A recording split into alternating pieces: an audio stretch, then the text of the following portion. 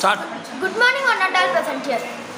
Today we will see about Gopal and Hilshafi. Sound. First, I will introduce myself.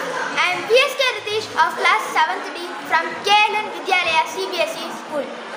I am also a student of Junior IAS Academy. Let us start. Gopal and Hilshafi. This is the lesson we are going to see. First, we will see the characters of this lesson. So, the characters of these lessons are Gopal, Hilshafi, courtiers, normal peoples, common peoples, and fishmongers. First, the Gopal and the Hilshafi is a story in the form of a comic strip. So, this story is written in the type of comic. Sound. It was the season for Hilshafi. இந்த season வந்து ஹில்ஷா ஃபிஷ்ஷுக்கான சீசனாக இருந்துச்சு. எந்த ஃபிஷ்ஷுமே கிடைக்கல, ஆனால் ஹில்ஷா fish மட்டும்தான் கிடச்சிச்சு. Everywhere there was talk about it.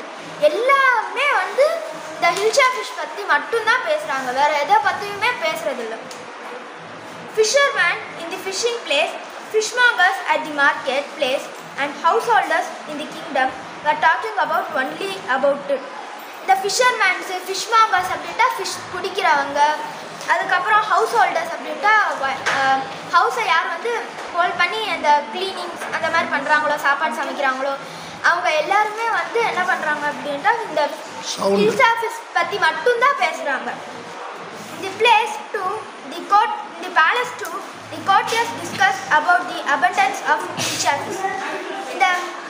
இந்த place, அந்த பேலஸில் கூட வந்து என்ன பண்ணுறாங்க அப்படின்னா இந்த ஹில்ஷா ஃபிஷ் பற்றி மட்டும்தான் பேசுகிறாங்க அந்த கோர்ட்டியர்ஸ் வந்து. One of the courtiers even wanted to show a big hilsa fish to the king which resulted in king losing his temper. இந்த மாதிரி இந்த கோர்ட்டியர்ஸ் வந்து எல்லாருமே வந்து ஹில்ஷா ஃபிஷ் பற்றி பேசிகிட்டே இருந்ததுனால என்ன ஆயிடுச்சுன்னா அந்த கிங் வந்து கோபமாயிடுறாரு, கோபமாகி திட்ட ஆரம்பிச்சிடுறாரு. He forbade the courtier from talking about it and started even Gopal would not be stop anyone from talking about it. இந்த மாதிரி நடந்துட்டு இருக்கும்போது இந்த கோபால் அப்படின்ட்டு இந்த கோர்ட்டியர் வந்து கூட அவனால் கூட நிறுத்த முடியாது இந்த மாதிரி பேசுகிறத அப்படின்னு சொல்கிறான்.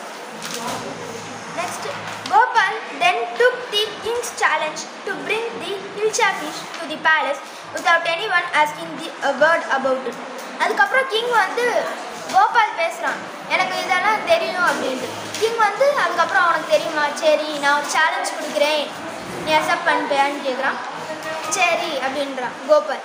நீ சரி என்ன சேலஞ்சு அப்படின்னு கோபால் கேட்கும்போது அந்த கிங் சொல்கிறான், பெரிய ஹியூஜ் ஹில்ஷா ஃபிஷ் வந்து நீ வந்து யாரையுமே இந்த காமன் பீப்புள் யாருமே ஹில்ஷா ஃபிஷ் பற்றி பேசாமல் நீ வந்து கொண்டு வரணும் அப்படின்னு சொல்கிறான். Thereafter, Gopal started towards achieving his goal. இந்த மாதிரி நடந்ததுக்கப்புறம் அவன் வந்து என்ன பண்ணலாம் அப்படின்னு யோசிக்க ஆரம்பித்து அச்சீவிங் கோல்ஸை வந்து போட ஆரம்பிச்சிடறான். He became half shaven and spread himself with it. அவன் வந்து பாதியாக வந்து ஷேவ் பண்ணிட்டு சூப்பரா